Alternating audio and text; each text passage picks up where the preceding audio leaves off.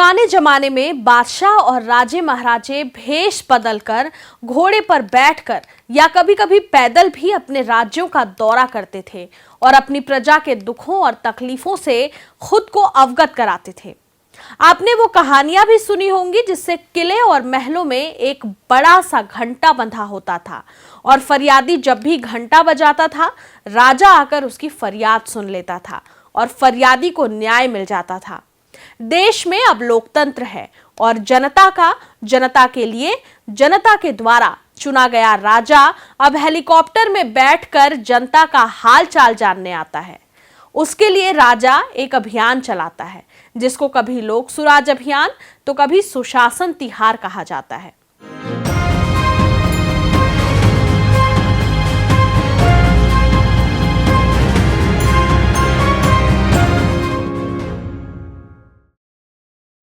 नमस्कार, जरूरी बात में आपका स्वागत है।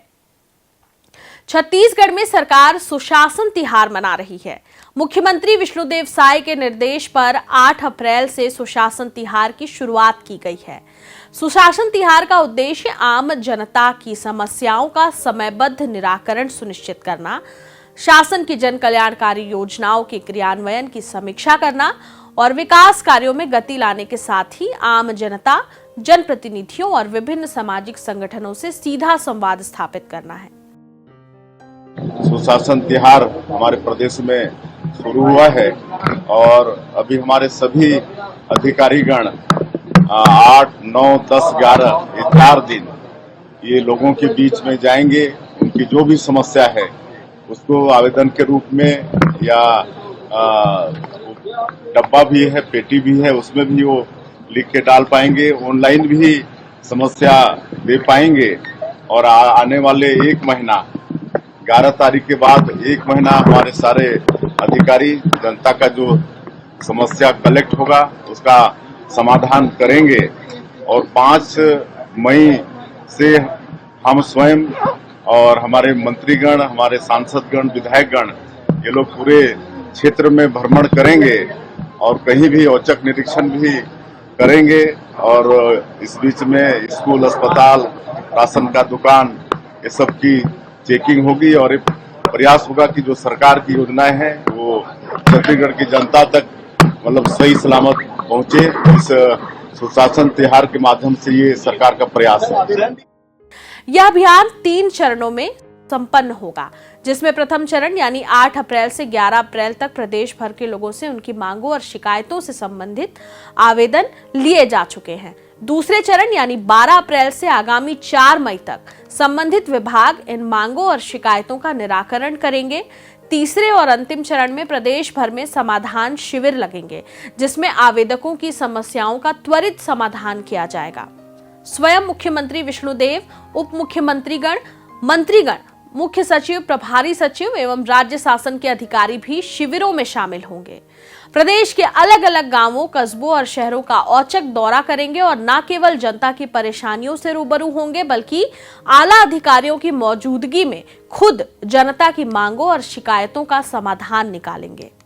तो 8 अप्रैल से 31 मई तक यानी पूरे 54 दिनों तक ग्राम पंचायत के सचिव से लेकर जिलों के कलेक्टर और मुख्य सचिव तक का पूरा सरकारी अमला इस तपती गर्मी में जमीन पर उतरकर जनता का कल्याण करने पर आमादा रहेगा। अब जरा इस सुशासन तिहार के लिए की जा रही तैयारियों पर एक नजर डालते हैं। मुख्यमंत्री विष्णुदेव साय ने सभी कलेक्टरों को पत्र लिखकर निर्देशित किया है कि 8 अप्रैल से 11 अप्रैल 2025 तक ग्राम पंचायत मुख्यालयों और नगरीय निकाय कार्यालयों में सुबह 10 बजे से शाम 5 बजे तक आवेदन प्राप्त किए जाएंगे। इन स्थलों पर समाधान पेटी रखी जाएगी ताकि लोग अपनी समस्याएं और शिकायतें निसंकोच लिखकर उसमें डाल सकें। आवेदन प्राप्त करने के लिए समाधान पेटी की व्यवस्था जिला और विकास खंड मुख्यालय स्तर पर भी की जाए। आवश्यकता अनुसार हाट बाजारों में भी आवेदन संग्रह किए जा रहे हैं। ऑनलाइन आवेदन प्राप्त करने की भी व्यवस्था है। कॉमन सर्विस सेंटर का भी ऑनलाइन आवेदन लेने हेतु उपयोग किया जा सकता है। यह भी निर्देश है कि प्रत्येक आवेदन को पोर्टल में पंजीकृत कर ऑनलाइन अपलोड किया जाए।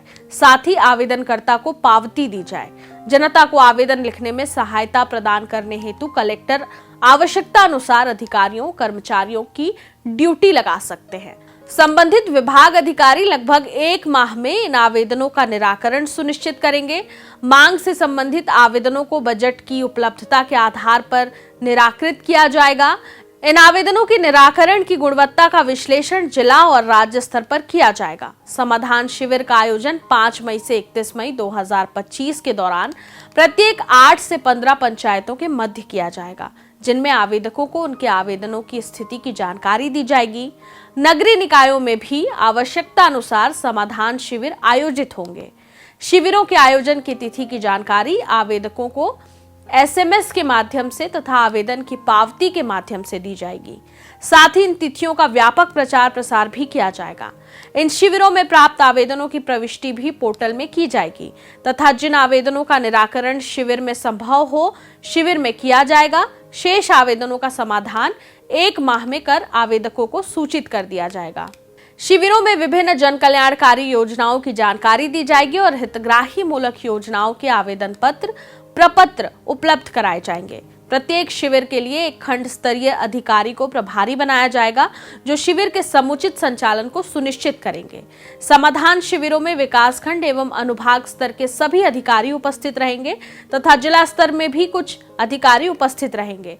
इसी तरह की व्यवस्था नगरीय निकायों के शिविरों में भी की जाएगी। जनसंपर्क विभाग एवं जिला प्रशासन को इस तिहार के व्यापक प्रचार प्रसार के लिए कार्य योजना बनाकर विभिन्न प्रचार माध्यमों का उपयोग सुनिश्चित करने के निर्देश दिए गए हैं, ताकि तिहार की जानकारी अधिक से अधिक लोगों तक पहुंच सके। जिला कलेक्टर यह सुनिश्चित करेंगे कि इस तिहार में स्थानीय सांसदों, विधायकों एवं अन्य जनप्रतिनिधियों की भागीदारी हो और उन्हें आवश्यक जानकारियां समय पर उपलब्ध कराई जाए। अब थोड़ा पहले चरण के तहत लिए गए आवेदनों पर एक नजर डालते हैं। आप जानकर हैरान रह जाएंगे कि 1,94,54,009 मतदाताओं वाले छत्तीसगढ़ में मुख्यमंत्री के सुशासन तिहार में लगभग 27,53,495 लोगों ने मांग और शिकायत के आवेदन भरे हैं। इनमें कुछ आवेदन शिविर से प्राप्त हैं, कुछ शिकायत पेटी से प्राप्त किए गए हैं और बाकी के ऑनलाइन माध्यम से दर्ज किए गए हैं। सबसे दिलचस्प ये है कि छत्तीसगढ़ के ज्यादातर जिलों में ये शिकायतें लाखों में हैं और राजधानी सहित बिलासपुर जैसे जिलों में रिकॉर्ड तोड़ 2 लाख के ऊपर मांगे और शिकायतें हैं। इस रिपोर्ट के लिखे जाने तक प्रदेश के महत्वपूर्ण जिलों में यह आंकड़े कुछ इस प्रकार से हैं। रायपुर में 2,97,249, बिलासपुर में 2,04,229, महासमुंद में 1,43,700, रायगढ़ में 1,61,671, धमतरी में 1,89,608, गरियाबंद में 1,25,052, जांजगीर चांपा में 1,03,495, दुर्ग में 1,20,191, बस्तर में 1,55,089। आवेदनों में सबसे ज्यादा प्रधानमंत्री आवास योजना के लिए उज्ज्वला योजना, सामाजिक सुरक्षा पेंशन, राशन कार्ड, स्वच्छता अतिक्रमण, वृद्धावस्था सहायता, सीमांकन, बंटवारा, भूमि सुधार, ट्रांसफार्मर और खंभों की मांग, आंगनबाड़ी के लिए भवन और भूमि की मांग, हैंडपंप की मांग, ऋण पुस्तिका की मांग, वन अधिकार पट्टे की शिकायत सहित अन्य कई विभागीय मांग शामिल हैं। सड़क निर्माण, नाली निर्माण, स्कूलों में शिक्षकों की नियुक्ति, पेंशन योजनाएं, आयुष्मान कार्ड, किसान सम्मान निधि योजना से संबंधित शिकायतें और मांगे प्रमुख हैं। विभागों की बात करें तो सुशासन त्योहार में सबसे ज्यादा शिकायतें और मांग नगरीय प्रशासन विभाग, समाज कल्याण विभाग, राजस्व, पंचायत, कृषि सहित जनता से जुड़े विभागों की मिली है। लेकिन कई ऐसे लोग हैं जो सरकार से कुछ अजीबोगरीब मांग कर रहे हैं। सोशल मीडिया पर उनके आवेदनों की तस्वीरें जमकर वायरल भी हो रही हैं। धमतरी जिले में एक शख्स ने ऐसा ही आवेदन दिया। उन्होंने कुरुद विधायक अजय चंद्राकर को मंत्रिमंडल में शामिल करने की मांग की है।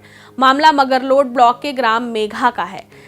यहाँ का रहने वाला युवक यक्ष कुमार ने अपने क्षेत्र की समस्या शिकायत छोड़ कुरुद विधायक अजय चंद्राकर को मंत्रिमंडल में शामिल करने की मांग की है। उन्होंने लिखा है कि मैं कुरुद विधायक अजय चंद्राकर को मंत्रिमंडल में शामिल करने की मांग करता हूं। तो क्या यह मान लिया जाए कि मई महीना खत्म होते ही जनता की तमाम तकलीफें और जरूरतें भी खत्म हो जाएंगी? कम से कम सरकार तो यही बताना और जताना चाहती है, लेकिन ऐसा पहली बार नहीं है जब सरकारें इस तरह का कोई आयोजन कर रही हैं। इससे पहले भी डॉक्टर रमन सिंह की सरकार ने जनता से सीधा संवाद करने के लिए तथा समस्याओं का समयबद्ध निराकरण सुनिश्चित करने, शासन की जन कल्याणकारी योजनाओं के क्रियान्वयन की समीक्षा करने तथा विकास कार्यों में गति लाने के उद्देश्य से ही लोक सुराज अभियान अपने तीनों ही कार्यकालों में हर साल किए थे। तब भी लोक सुराज अभियान का आयोजन 3 चरणों में किया गया था। भूपेश बघेल की अगुवाई में कांग्रेस के कार्यकाल में भी नाम बदलकर ऐसे ही अभियान चला करते थे और शिकायतों और मांगों की प्रकृति में भी कोई विशेष अंतर नहीं था। तब भी यही मांगे थी और ऐसी ही शिकायतें थी। यहाँ नौजवानों को नौकरी नहीं मिले नौकरी 3000 लोगों को निकाल दिया। किसानों के साथ आप ठग रहे हैं। अभी गर्मी के दिन है, पेयजल की व्यवस्था नहीं है। आप किसी भी गांव में चले जाइए, आपको मनरेगा एक भी काम दिखा। किस बात की सुशासन दिवस नहीं है, कुशासन दिवस। उज्ज्वला योजना में यहाँ इस पूरे 10 पंचायत में अभी तक 1200 लोगों को मिल चुका है। आने वाले समय में फिर 1200 लोगों को इस साल के कोटे में हो गए, यानी 2400 का, और अगले साल 6 महीने के बाद अगले साल में फिर 1200, यानी पूरा 35 लाख परिवारों तक पहुंचने का काम है। आवास योजना में भी अभी 6 लाख लोगों को दे रहे हैं। यहाँ भी मैंने आवास को बनते हुए देखा, सौर सुजला को मैंने देखा खेती करते हुए, मिर्ची की खेती करते हुए। ऐसे इस पूरे क्षेत्र में करीब करीब 70 लोगों को दिया जा चुका है और पूरे जिले में करीब करीब 900 लोगों को ये 5000 10,000 की कीमत से इनको पंप का कनेक्शन दिया गया है। ये जिला शिक्षा की दृष्टि से बहुत अग्रणी है। स्वास्थ्य में भी 100% यहाँ पे स्मार्ट कार्ड बना है। स्कूल की उपस्थिति भी अच्छी है। इन आंकड़ों से ये तो पानी की तरह साफ है कि जनता की कितनी शिकायतें सरकार से हैं। छत्तीसगढ़ राज्य को स्थापित हुए इस साल 25 वर्ष होने जा रहे हैं। अगर सरकार औसतन हर साल 25 लाख मांगों और समस्याओं का निराकरण करती है तो बीते 25 सालों में कुछ 6 करोड़ 25 लाख मामलों का निराकरण हो गया होता। यानी छत्तीसगढ़ की पूरी आबादी की कम से कम 2 मांगे या समस्याएं तो जरूर पूरी हो गई होती। ऐसा हुआ या नहीं, इसका अंदाजा आप ही लगाएं तो बेहतर होगा। जरूरी बात में फिर होगी बात। नमस्कार।